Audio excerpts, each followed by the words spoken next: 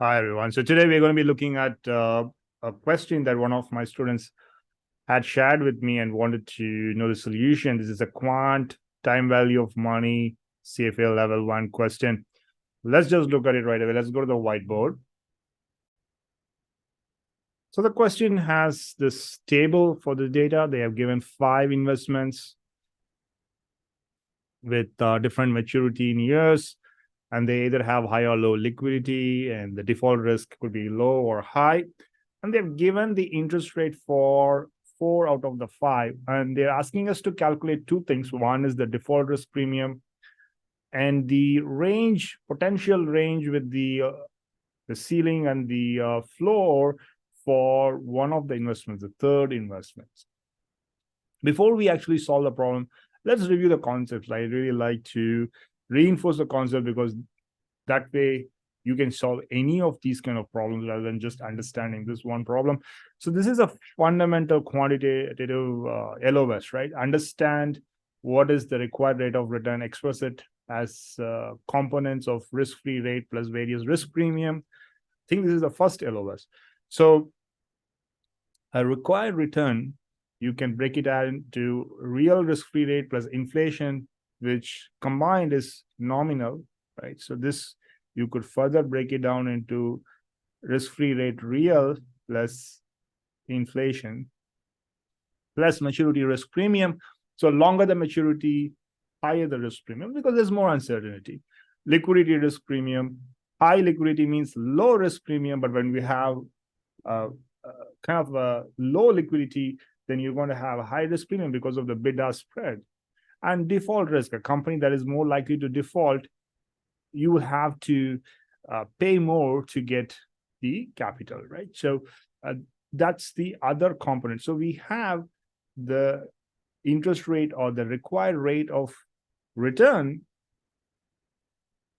decomposed into 4 pieces here, and out of which they have asked us to calculate the default risk premium.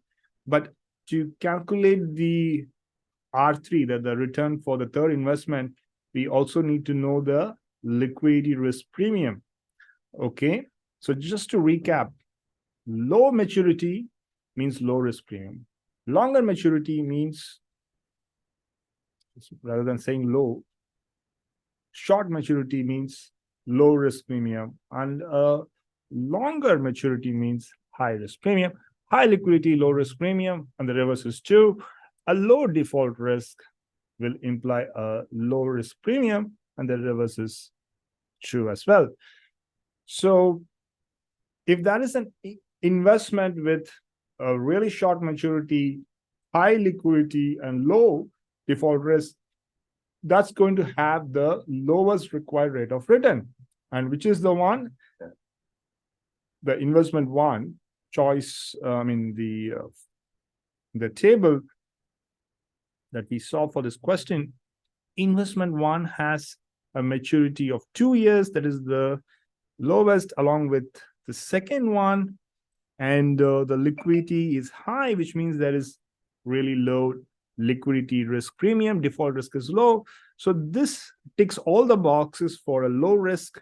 And so the interest rate here of 3% is going to be the base for comparison with the other investments. Now, we have to calculate 2 things. What is the range of this interest rate, and what is the default risk premium? Now, the only investment that has a high default risk is investment 5. So we could compare potentially 5 and 4 because they have the same maturity and they have different default risk. So to do that, though, we need to know what is the liquidity risk premium. So that part, if we know, then we can calculate the default risk premium.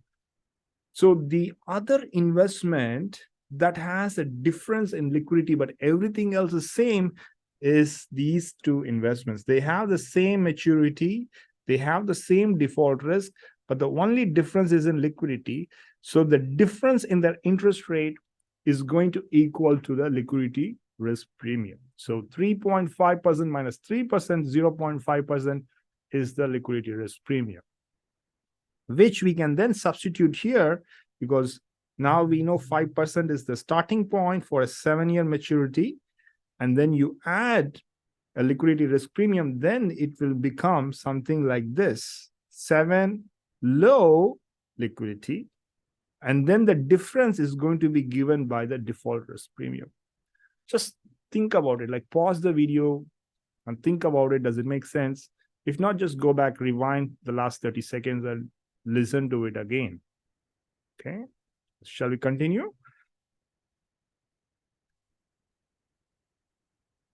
So we are trying to find the difference between the return required for investment 2 and investment 1. That's going to give us the liquidity risk premium, 0.5%. Now, if I go to the return for 5 and compare it with return for 4, we just need to add the liquidity risk premium and the default risk premium to equal the return for 5. Just let's go back to the table. See, if you see investment 4 versus 5, the maturity is the same. The only difference, the two differences rather, are the liquidity risk premium that's going to be higher for investment 5 and the default risk premium that's going to be higher for investment 5. So we can express this as an equation. The return for investment 5 is return on investment 4 plus your default risk premium plus your liquidity risk premium. So 7.5 is my return on investment 5. 5% is the return on investment 4 plus the default risk premium plus liquidity risk premium, which we already calculated, 0.5%. Substituted, rearrange the terms, you are getting a default risk premium of 2%. So we have calculated the first question. And now coming to the second question, what is the range of the interest rate for investment 3? Okay. So now we already have liquidity risk premium 0.5%, default risk 2%. So let's look at something that is similar to investment 3, that is low liquidity and low default risk, and that is investment 2.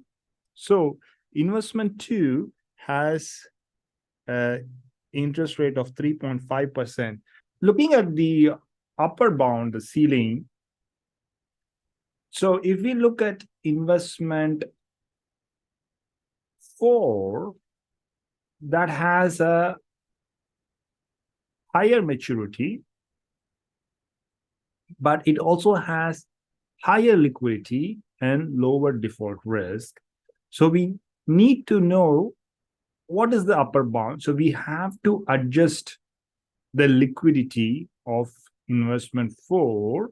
So add some liquidity premium. So the 5% plus the liquidity premium, because investment 3 is low liquidity, so it's going to be 5.5%. Most likely it's going to be lower than that because the maturity for investment 4 is 7 years. But the maximum, the upper bound, is going to be investment 4 adjusted for the liquidity risk of investment 3. Right. So the maturity for investment 4 is 7, whereas the maturity for investment 3 is 6 years.